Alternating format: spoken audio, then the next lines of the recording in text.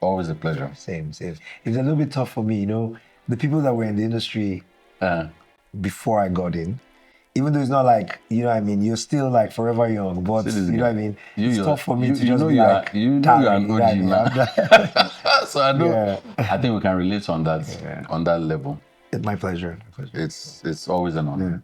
This conversation, multi-layer, but let's start from the beginning. I want to take your mind back, right, to, you remember those days when we entered studio, we had no clue whatsoever. What is IP? What is split sheet? What is... Yeah. You know, I remember when I was coming into like music, I used to listen to like, so the generation of hip hop I really fell in love with was like 1998, like DMX, the Locks. And remember the Locks, they were going through with P. Diddy at the time, right? Because they had this whole campaign about let the Locks out before they joined the Rough Riders. And they had all these skits about how Puff Daddy took their publishing. So I'm this little kid in Jos trying to like get my life in order and having record contracts put in front of me. None of the record contracts looked alike. One of them, right? The guy, shout out to him, he's still doing it. He knows himself. He was like, I'm gonna give you a bodyguard for you when you go to the bathroom, you know. It was like high dreams. Then, of course, Chocolate City, they're lawyers, you know, they had a really structured, like it was almost like an 80-page contract. Right. And then, you know, a few other opportunities I had. And no consistency across the board. So it's not even as if I'm talking about something that I even understand. And then what I've come to realize is that because it wasn't seen as valuable, like even the knowledge on what to do with it from even the lawyers themselves was low. I don't know if you understand what I'm saying.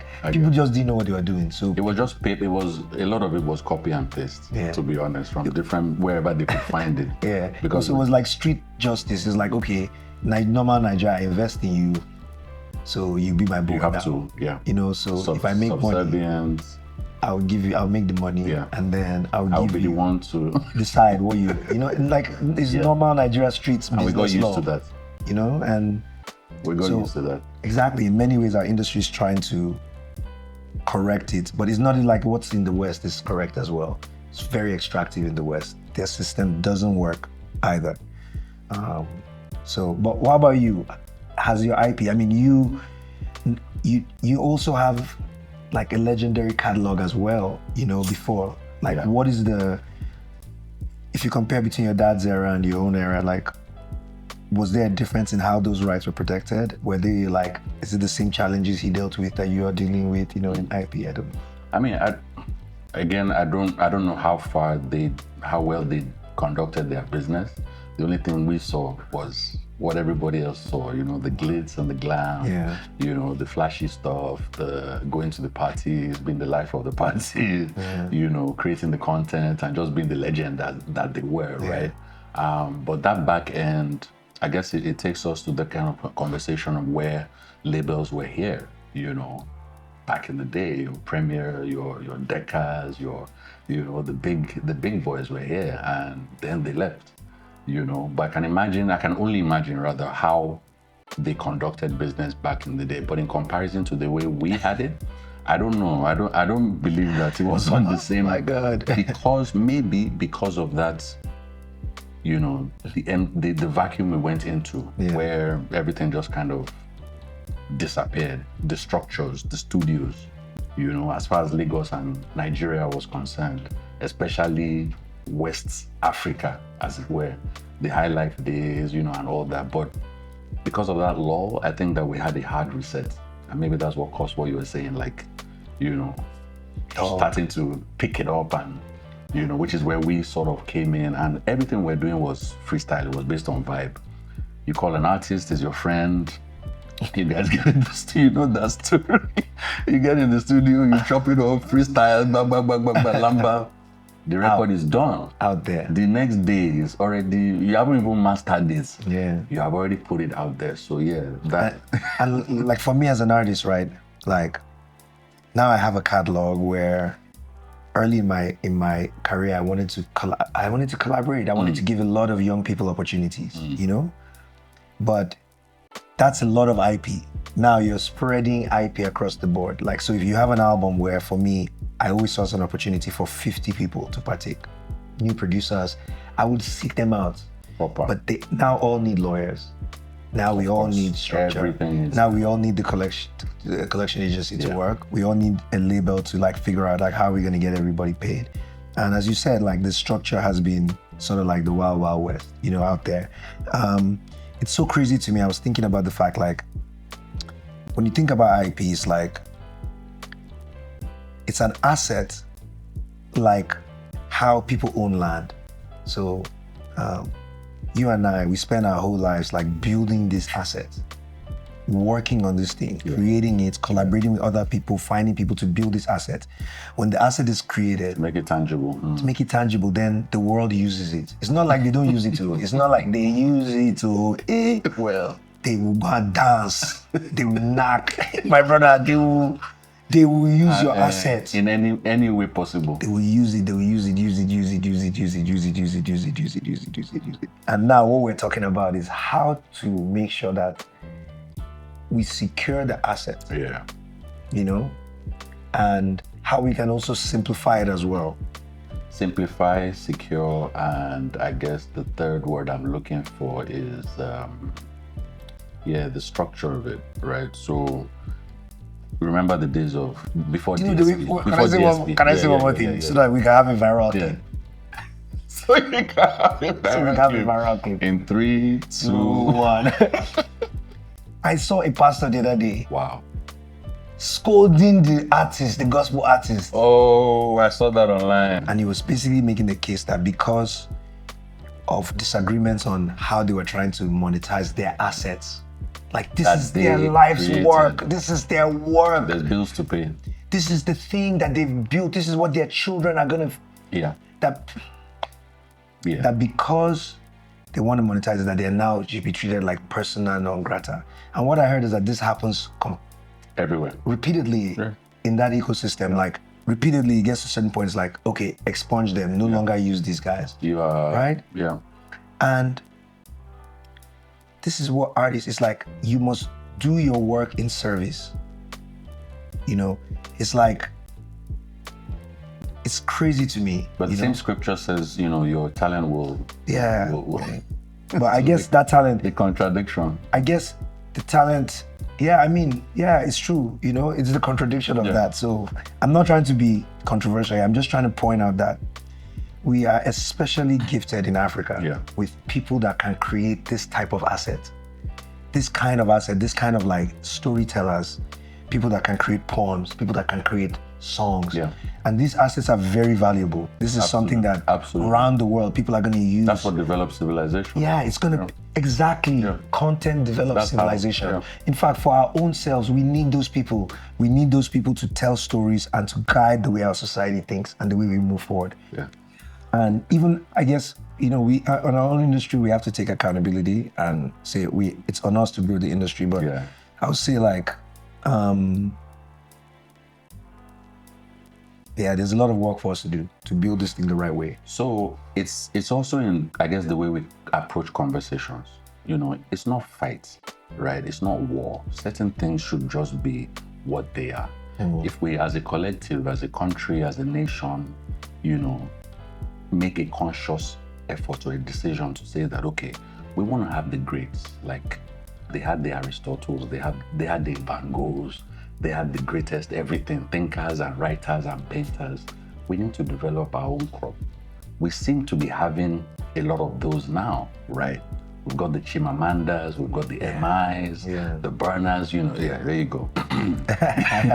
we have the greatest of everything, right? But where's that central push, that, you know, and then there's the protection, which, you know, obviously the IP. Yes, we carve and craft things out of thin air. You know, we need to be able to domicile those things. We need to archive them, chronicle them, and then protect them so that it can be exploited, not in a negative way. You know, I think, you know, that word exploitation, which is basic in anything that you put your sweat and your blood and your money into, you got to, you know, get some return on it, right? So what are we going to be able to do as a country, as a collective, to say, let us this is where we want to be the best. That part. You know, you get so. Yeah. You In know, fact, what's that future going to hold? My cry to us here as we stand, sit in front of the legendary Yes. BNI. BNI. It's like, okay, I think that's the call. It's like, can the greatest craftsmen in creating laws and policy, can they unite with the greatest artisans of our time? Artisans with words, artisans with paint, artisans with color, artisans with sound, artisans with sports. I find what works to the to the nuance, to protect our interest. Find a way to build things that enrich us, because it is through the enrichment of us that the enrichment of our ecosystem and our society can grow. We have something at Task. We say creatives will change Africa. Like, to me, we are the economic prosperity of this continent. Just as Fela said, music is the weapon for the future. Yeah. Exactly. Yeah. It is the thing that we can do, that we can be now, better than everybody else. That they will be we've been watching their music for years. Yeah. They just come with their band. Like it's never magic. They never see music now. Talking about this drum pattern you just played now, it just sparked something in memory, and I think I remember it being the issue of the double kick that's prevalent in Afrobeat, for example. Right? Hey. Oyinbo for the longest time would never understand that rhythm. So that's some of that. Yeah. These are things that can be copyrighted. You can trademark it. You can. Do you understand that this thing now we get time? Let me tell you something. Another crazy thing, right? Like, so you go for concerts internationally, and the concert experience is like large crowd. Large crowd. If you're VIPs, they're in the corners or whatever. But in Nigeria, we redesigned this model. It's upside down. Yes, but guess what? VIP is in front seat. But guess what? One day somebody's going to say there's a model of shows called luxury amphitheatral experience, and they'll trademark it in America, and it's going to be built around the same idea. And now becomes the norm. And it's like we're producing so much innovation. I mean, I always use the example of like the 360 deal, which is what we've been doing in Nigeria for a long time. Yeah. Like, the first streaming was Alaba mixtapes. I was going to actually go there. It's like, so here's a playlist. That's the beginning. We were doing it in Nigeria before playlisting became a thing globally. CDs, yeah. Do you know what I mean? Like, we are innovative. We do it. Like, do you understand what I'm saying? Like, now people listen to playlists. But before Spotify ever came up with a thing called playlist, you used to get a DJ, the Nigerian DJ. To do a mix. Shout out Jimmy Jad. Sorry, I need to look at the camera. Shout out Jimmy Jad, yeah. Yeah, that he'd make a mix and it would be a playlist. It's Bro, like those things were going from vinyl to tape back in the day, just so that you can be able to play it in your car at home. We've been on that, you know what I mean?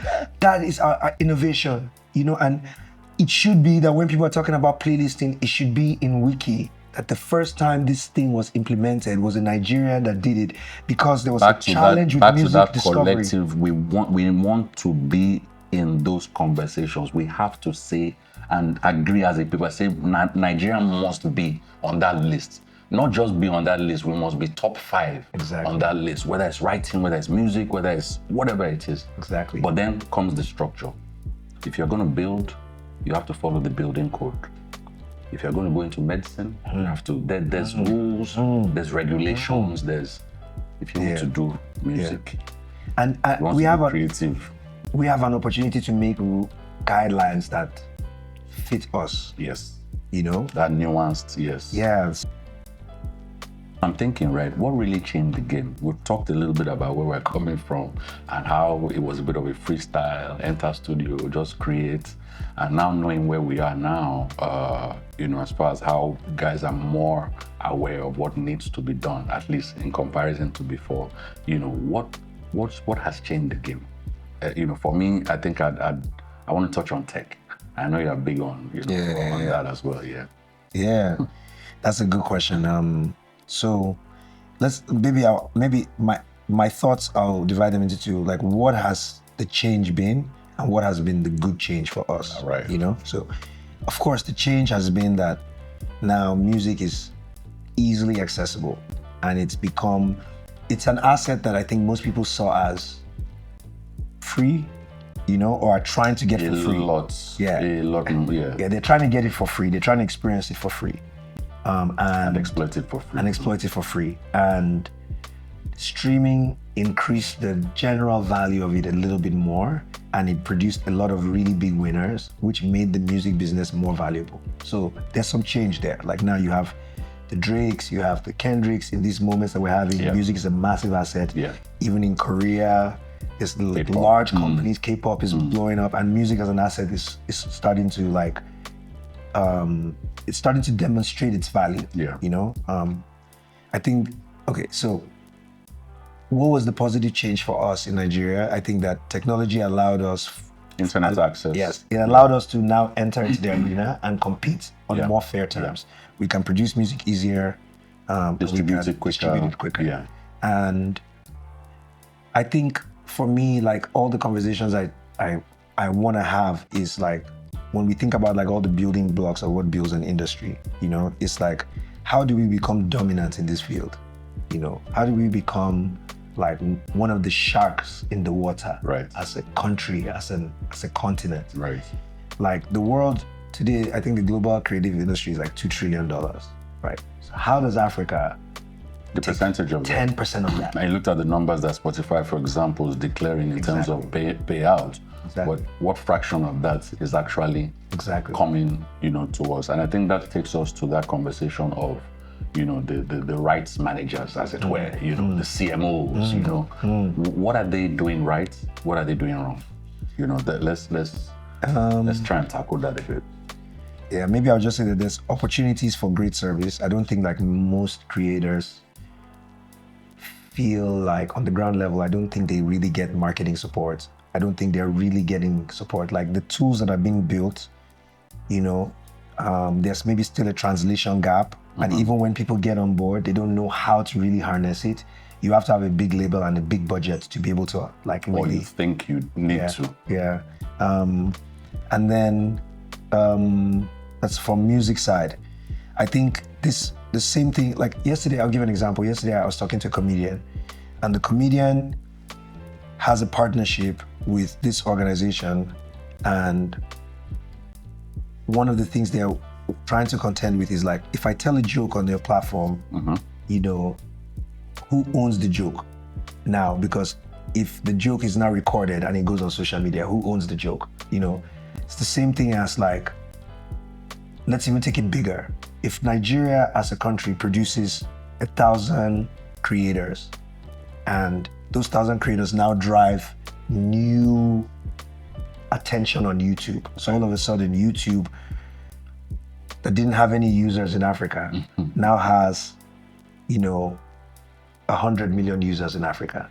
And they're logging on, and there's so much tremendous growth. Yeah. How much investment should YouTube put back into the ecosystem, so that it can grow? What's our sustainability plan over 20 years? That's the sort of industrial thinking we need to be thinking about, and we need to look at it collectively, because again, as I said, that asset is not just like, it's not just Mr. Macaroni and it's a collective. It's not. It's a contribution. It's a catalog of content that's going on this platform that's going to enrich the platform and enrich the investors. It's also giving some of these guys headache, though. You see an uprising or a spike in a new market that you have no representation in. You have no office. You have nobody to tell you this is how to maneuver the market, but you can see that streams are popping up, so they're forced to start to develop some kind of, tactic and, strategy in terms of penetrating that market. But that's that. All this said and done now, what the young ones, what should they do? What are the things for them to look out for as far as CMO is concerned? Because you are creating, you are streaming, all this paper, but what's next for them? For us, maybe it's too late, but yeah, that's a good question. I think there are two gaps. So first of all, you need a lawyer.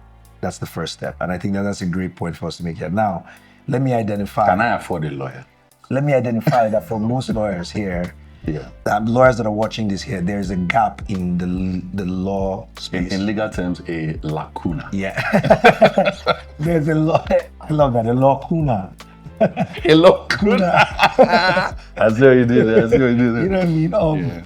And there's a need here for understanding. I'm going to give an example. Last year, I was trying to get a contract that's free online. Wow. But the law firm I was working with, they were trying to bill me for it. And part of when I tried to go deep in the understanding, I understood it's not just they didn't know how to do it, so they were trying to get a few associates together. So I think the law sector needs to acknowledge we need to understand this space more. We need to catch up with how the world is thinking about IP, because there's no help when we're having a conversation and you don't even understand globally where we should be going. We're just negotiating against where it's like that bar in the barrel thinking, and that cascades. Like, I have an artist signed to me. When he got signed, he didn't have a lawyer. I didn't want to make the same mistakes that I went through. Right. So I'm like, okay, you need to get a lawyer, and I'll even pay the lawyer. You know, the lawyer came to the meeting. I was fanzing me. He hadn't even read the contract. He was not prepared to protect this thing, and that's the average lawyer that people have access to. I think that's even needed at a institutional level. I think it's still hard for even like an executive. You know, maybe the level of what you have to get to be like Live Sports or a Chocolate City to really get great legal representation. But the people that are going to be there in 5 years. But the people that are going to be there in 5 years are right there right now. Right. And they're struggling right now. And they're trying to attract investment. They're looking for the frameworks right now.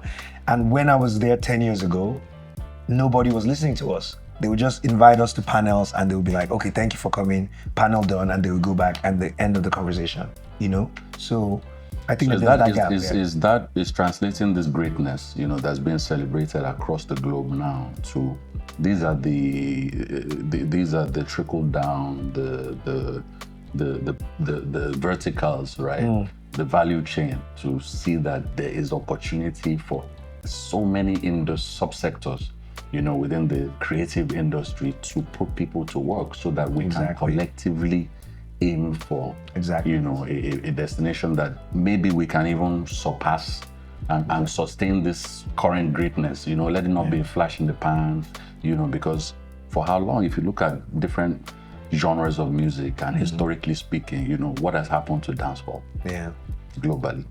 What has happened to R&B globally? You know, reggaeton has come, it's as if reggaeton has gone, right? Yes, maybe in nuanced areas and different parts of the world, they still love those kind of songs and whatnot, but on a global scale is where I'm coming from. So Afro beats, as they've, you know, so generously giving us You're a right, generic man. name. You're 100% right. Yeah. And I just, as you were talking, I just also realized something that I want to also, because I'm sure a lot of lawyers are going to see this, a lot of people. Like, look, there are a lot of amazing lawyers in the space already. Like, I'm just going to use someone we know, Foza Doza. Like, you know, I think whether it's via acquisition, whether it's via partnership, like, there's people that are experts in this space already that have already built some capacity and built some traction with early creatives, and what they need is resources. They don't need you to come and compete against them. You know what I mean? That's not going to help the ecosystem. Come and help them tell that to the fans. build what they're doing. Like, if you're a big law firm and you have resources, you have a lot of great lawyers. Like, there are great lawyers today in the creative ecosystem. Don't destroy what they're doing. Collaborate with them and help develop it. You know what I mean? If you want it to be part of your brand, acquire them. Let there be small level acquisitions right now where the capacity is being taken in, and now we're bringing the IP that comes along with those artists. You know, what ends up happening is that we don't have to play the competition game that the West is trying to make us play, which is like, okay, you're a big agency, I must be number one. Let's trample all these people, let's steal clients from each other, Let's now create a lot of industry drama and a lot of like traumatized creatives at the end of the day. You know, I think there's a different path. There's an Ubuntu path for us in Africa, you know, to do this differently. If there's nothing you've taken from this conversation, you have taken lacuna and Ubuntu. Lacuna. That was collaboration. Yeah, they tell you like we went from to the lacuna to the that was dope. if we talk about, our existing CMOs or the traditional CMOs, the collectors, and whatnot, it's a rabbit hole. A lot of I'd people. love to hear. I'm going to take the position want of to sit, yeah. I'm going to take the position of the interviewer here and pass over to you. You know what I mean? So, but let me ask the question practically for you. Yeah. Because again, I'm just thinking about your catalog, and like for a genre, you have like treasured catalog in terms of Nigerian R&B. Right. Like, have they served you, these platforms? If you think about the extent of your career, if you look at the big picture of overall, looking at it from a bird's eye view, I'd say that the contribution has been insignificant. It can be better. It could have been better. Again, for the next gen, we need to look at what can be sort of fixed in quotes and see how they can, what areas they need to improve on. And I think we've kind of touched on so many different things that can help, to improve the services that these guys, and I think the times as well have changed. We've talked about it as well. That consumption habit, the pattern, everybody wants to exploit without paying anything. For the longest time, the Nigerian audience has always wanted to consume music for free downloads, free this, free that. But if we're able to empower them, strengthen them, if we're able to have many more, this whole model of, if it's not me that's collecting it, it can be nobody else. It's not, it's dead on arrival because it's like saying you have only one supermarket serving the entire, country, or one supermarket chain. It's not sustainable. Everybody has different needs, and there's too many players in the game now for one person to say they want to. The little even had to handle over the years, what have you done with them, and they've tried. It's not as if nothing has happened. Some CMOs have gone all the way to trying to, look at medicals for people dying their food, insurance, things like that. But history has taught us so many different lessons. So many of our greats have died in penury, because all they did was out of passion, out of love. They didn't protect nothing. They didn't register nothing. Nobody looking out for nothing, but somebody or some people are there till tomorrow that's still getting paid for things that people have created. They've died, they left children, they left an estate. You know what I mean? So I think there's something that somebody worked hard, their asset.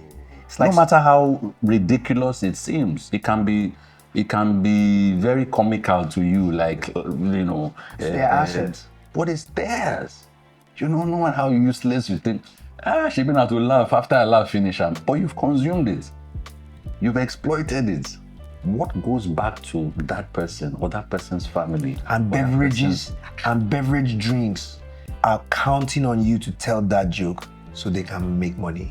So, the brands, that's another layer, of exploitation. However, it's we have to take the good and the bad, because without some of their support and their infrastructure, their pipeline from back in the day, those road shows, of course, out there. That company was symbiotic. That company is like it was symbiotic, and it's giving 100%. Everybody They're the from best. the artists, from these platforms and all, they've all come together to actually give us what we have today, which is what we're celebrating, right? I love where you're ending, because I think you covered everything well. The truth about it is that for most artists, for most of the significant contributors, to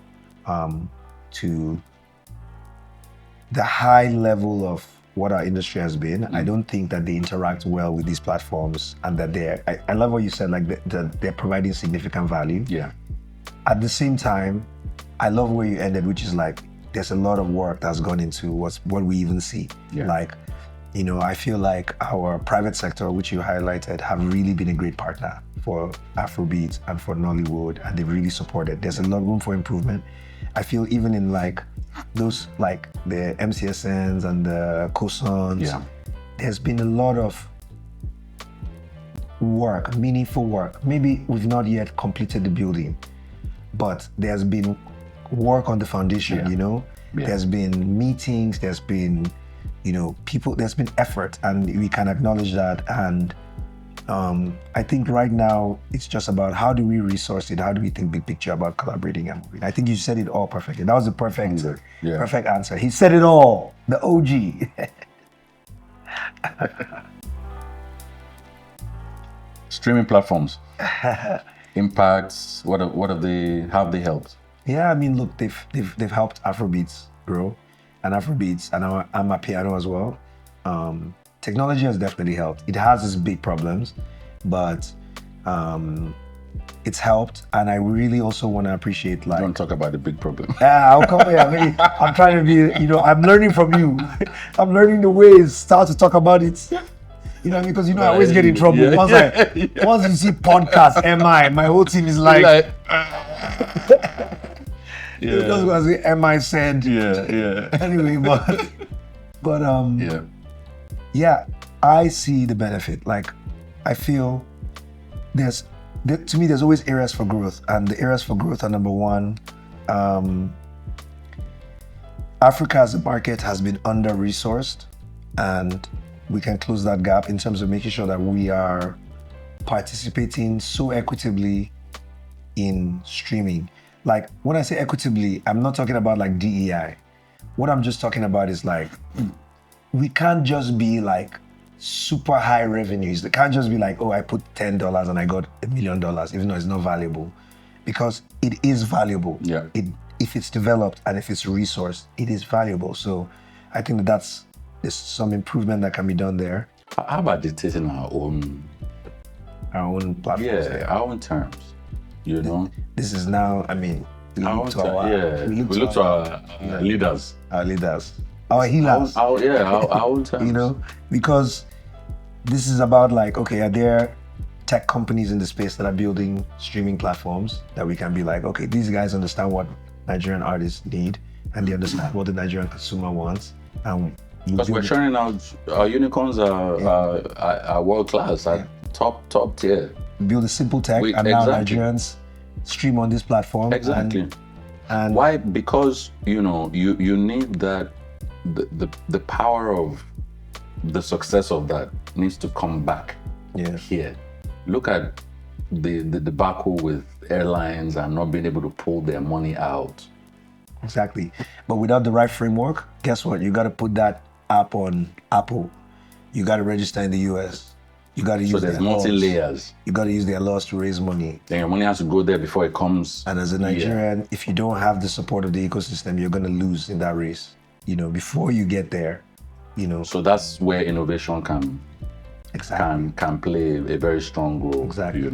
It's like, for me, like, I mean, we're talking about streaming, but I think you made a great point. Like, okay, streaming is Spotify. They're the winners in the market today, right? And then let's say YouTube is coming as well with a different sort of streaming, but let's say those are the two big winners. And those are massive companies. Those two companies are probably $500 billion in value. Easy. And now we're sitting with the person who has solved event delivery in Nigeria. Right here, right? And the question is Dario Atalade going to get the support that Daniel Elk got to build Spotify? Right. Are there Nigerians that are going to be like, hey, here's the next Live Nation? He solved the problem for Nigerian audiences. Yeah. And if we get the right support around him, he will solve it for all of Nigeria, and then he'll solve it for all of Africa. Then we can export and we can export that. Yeah. And then now we have a Nigerian brand that solves this problem. Are we going to do that? Or are we going to be like, okay. Back to that beginning, is that it needs to be, what I mean? Are we going to be like, conscious effort? Let's, So to me, that's the opportunity now. That's the opportunity. And maybe, again, in virtue of the podcast that we are here, I think you took us down the right road, which is like, is the legal sector the right? Can they be a proactive agent? I'm working the sentence in my head. I saw it coming into they don't go catch me. They don't go catch me this time. So, can the legal sector be the right partner in helping preparing the creative industry for what's next? to be dominant globally. Yeah. You know, to be dominant globally, like Consistently. like you know where the billionaires are. Like, you know what I mean? You know where the investment money that live sport needs to compete globally is. So can you be this? And these guys are sealing some deals, so we need to be in those deals. Exactly. From a culture. Exactly, because it's about like having the right investors, having them incentivized to see this thing blow. Do you know what I mean? And it's just for us you know to what realize. investors want to see?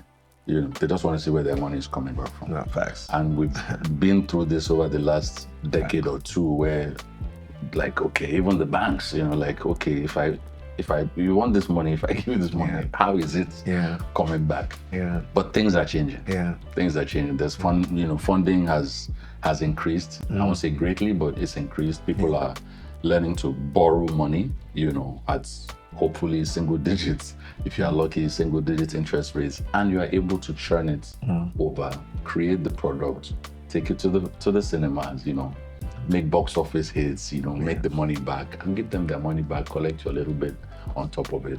But if you don't mind, by the way, I have a small project I'd love to pitch to you as well. You guys can take it out of the project if you want to for Banwo. If it doesn't align with the content, you can take it out. But if it does, you know, so we have a company called Orally. Okay. And Orally is very simple. It says, if you give us your catalog, rather than just make it like an MP3 on streaming, we're going to make it into an NFT. So it's still an MP3, but an added layer. The added layer is that the minute that person purchases that NFT, they will forever own that copy of that song forever. So just imagine like when I had, let's say for instance, which of your songs should we use? Pray for Me. Pray for Me. Yeah. So you now say, okay, maybe 1 million people have consumed Pray for Me, but you have no record of who those people were and who consumed it first. With an NFT, every single person would have their own copy of it. They're unique, forever. And that would make it more valuable as it goes on. And then our company says anybody can pay you a price you set. So maybe 10 naira for that NFT. Right. And they pay to you directly. Streaming takes 6 months for you to get your money. You get the money. This is a real free market. You get the money directly. And for us older artists, like now we don't have millions and millions of fans, but you may have 100,000 fans. And most likely, those fans who like enjoyed Pray For Me, you might be surprised that if you do a live event or whatever, and you're just like, I'm doing Pray For Me. They'll come through. You need 1,000 people to buy that 10,000 naira. You know what I mean? And this is the way we can like monetize. And so it's like, these are the kind of projects and innovations that I feel like the point you're making that can enter into the space and fill the gap. We don't have to be like, okay, what is streaming gonna do externally? Yeah. We have enough motion to actually create our own stuff. Anyway, I'm thanks with for you. the pitch. I'm with because we could I do see the something plug, for Orally. yes, Let's we do have one. to, yes. You know what I mean? The Dari Let's night. make it happen. Yeah, man. Let's make it happen. Okay, you can take it out if you want to about I would love to start with you on this question about the global impact, the significance, and what could we be, maybe covering all that. Because right from when you came in the game, I felt you were always very clear with your brand about, like, you were very global, you know, and you've always been global in everything you've done. And sitting and watching how our industry has expanded and taken over the world, like, what are your thoughts about where we are, about the path that brought us here, and maybe what it could be, and what you see for the future of where this industry is going? It's been an interesting path, though, to be honest. You know, role played by different people, you know, for the culture. The success that we kind of enjoy now, I'm concerned, you know, and not that I'm not enjoying the current attention and all of that. It's a thing of pride. I mean, over the last 5-7 years, wherever you go, and now it's totally blown up. Whether it's in the NFL, you know, the Super Bowl, or in the O2, or Times Square. Everywhere. K-pop is even wearing Ankara, you know, and bro, we've permeated every whatever barrier that we thought growing up. You know, you talked about this early on in the conversation, that, you know, that aspiration, like, man, which day we go reach, which day we go, bro, we are there. We are now wearing t-shirts of been there and done that. You understand? But it's now that fear is as far as the consistency, like what's next? You know, if we're not careful and if we don't harness this to develop the pipeline, you know, use the attention to develop infrastructure so that everybody, you know, can branch out and create new revenue, you know, sources and the next gen, right? Who's the next Wiz? Who's the next M? You understand? Who's the next Tiwa? Who's the next Thames? That's what we need to be really worried about, because we can get carried away with the success and we're enjoying it. It's great. We're selling out stadiums and all that. That's great. Now nobody's knocking that, bro. I still, my wife and I still bought tickets to Fire's show for our nephew that's in London, you understand? From London, he went to Manchester to watch. Boy, you get, so we love it. It's not, I don't want anybody to get it twisted, right? But for those that are in the game, that are looking at what's coming, we have to be ready for what's next, because the consumption will dip. It's just, history has taught us that, right? And what are we going to do without that? What's next for the culture? That's really my own, you know what I mean? Wisdom. Wisdom. I mean, you said it all. There's nothing to add. I think that's a very like clear description of like we have an amazing opportunity. Yeah. And I really love what you were saying about like really thinking about what's next, because I realize that the West is very intentional with that. It's like you have one thing that works, immediately who's the next? Who's the next? Who's the next? Who's the next? So that they can keep filling that Keep space. shoving it down your throat.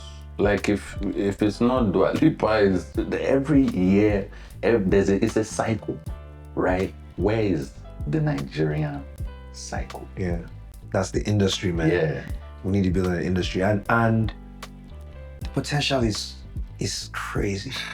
Like the world will come to Africa to party. They will come to Africa to sit in our like old traditional spots, to do spiritual experiences. They will come to rest. They will come to see the animals and the wildlife and the culture and enjoy meet the music, people, the dance, enjoy the music. the They will film. come all over if we get organized and we dominate with our media, we dominate with our arts, we dominate with our culture. You know, IP people should be struggling. Like, I beg, I want, now this IP, I want, I beg, I protect this one for. That's where it's superfluous, it's everywhere. Yeah. Your hairdresser is part of the culture. You get all these styles that we create, the tie and the batik, everything can be protected, needs to be protected. Yeah. And then we monetize it, and then. Yeah. Yes, bringing it back to, you know, IP Day, bringing it back to the conversation that we've been having, I think, you know, we're now in a world where I hope it's clear to people that are listening how valuable IP is going to be. Like this is like the new oil. And the second thing is that people see it. Other people in other parts of the world have seen it, and they are resourced and they're intentional with extracting it. They have a game plan on how to come to Africa, how to divide and conquer, how to pay the cheapest price possible, buy it as early as possible, and extract lifelong value for it, you know, and own it all. Respectfully, some of our most treasured catalog as Africa that we've produced musically is not even owned by Africans, you know, and that's facts. That's the mission. That's the mission. We're just getting our sculptures back. So owning your masters, repatriation. My bro, it's like we need to protect everything, you know? We need to say like, you know, I tell my friends now that the mission we're on in our own generation is securing the motherland across Africa. It's like, okay, here's a land that's so rich, and sometime in history, in the past, something happened where our forefathers were lied to, they were deceived, some of them were killed, some of them were also complicit. Yeah, their greed was used against each other. Yeah. But they're part of a web. You know, somebody had a plan. Look, there's a different. There's so many people that didn't have a big plan, and there's people that had a big plan. Yeah. And in the big plan, we sort of had our assets taken from us. Fair game. Now there's a generation of people that have uniquely equipped to secure the motherland. Take it back. And that's our mission. And one of the core things in the new future of the world, like the world is going to be run digitally, and what's going to fuel it is content. Yeah. And content is IP. And IP, African IP, is vulnerable today. It's vulnerable today. It's as vulnerable. Anybody can come and they've started. Yeah. They've actually started. And we can innovate in how to protect it, you know? And I think that that's the opportunity there. I mean, the fights are ongoing. People are, litigation is left, right, and center. Exactly. You know, look at the example of The Sinners, this new movie, right? Right. See what Ryan's up to with that. Yeah. Something that in Hollywood, never done. Never. That you want to, What? And you know why? Okay, I'm not going to go to political. I won't go to political. You also have your own director's cut. No, I know. The director's cut for the thing, right? I mean, like the R-rated version. Unheard. But yet here we are. But you see, some of these battles are important because history will not forgive anybody for not standing up to your. Exactly. Yeah, you could, like you touched on it already. You had a comedian, but the material was put on or was remixed or created. Who owns what? You could be your likeness, no problem. But if I take an extract of that and create something that you didn't create, just like orally, just like NFTs, then there needs to be an establishment of rights. Yeah. Yes, we can share, or yes, XYZ is to the left and to the right, split down the middle, or however it's split, but we have to protect what's right. And if I tell you that, but I came up with that, despite it coming from, being extracted from you, and you can't respect that or understand that by law, it's protectable. Yeah. Then, so it should be okay. Let's not frown upon litigation, as it were. It's just a means to protect, what you own or what you've created. But those things are part of the conversation where I guess B and I are world leaders. I mean, look, guys, IP is digital land. Just think about it that way. Like, IP is digital land. It's what people are gonna live on online. When somebody's online, they're listening to a song, or they're watching a movie, or they're watching. That's where they are resting. It's the land, and our land is unprotected. Yeah. Anybody can come and own all the real estate, here. How would you feel if someone comes and says, but I own it, I bought it all? What happens to us then? Yeah.